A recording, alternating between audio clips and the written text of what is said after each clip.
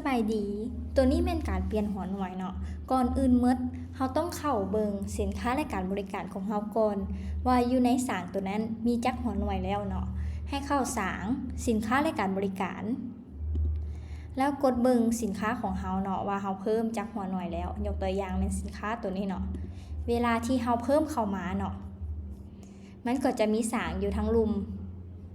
สางวัตถุดิบเราเนาะจะมีหัวหน่วยทั้งแพ็คและตุกเพื่อเราจะได้เปลี่ยนจากแพ็คมาเป็นตุก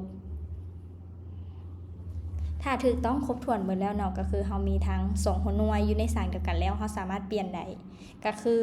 เราจะเปลี่ยนจากแพ็ค1มาเป็นตุกยกตัวอย่าง1แพ็คเปลี่ยนเป็น12ตุกเนาะ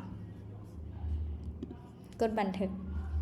หลังจากนั้นเราก็ซื้อขายตามปกติเลยจะซื้อขายผ่านใบเก็บเงินใบสั่งจ่ายต่อไปเราจะมาเปลี่ยนหัวหน่วยหลังจากที่เรามีการซื้อขายแล้วเนาะเข้าสางการโอนสินค้าเพิ่มการเปลี่ยนหัวหน่วยสินค้ามันจะอยู่ข้างๆกันเนาะ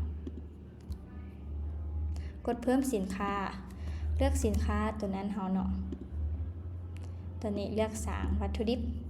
มันจะขึ้นมาให้เราเลือกเนาะยกตัวอย่าง1แพ็คเราจะเปลี่ยนเป็น12ตุ๊กกดบันทึกเพียงเท่านี้ก็จะสำเร็จการเปลี่ยนหัวหน่วยจากแพ็คไปเป็นตุ๊ก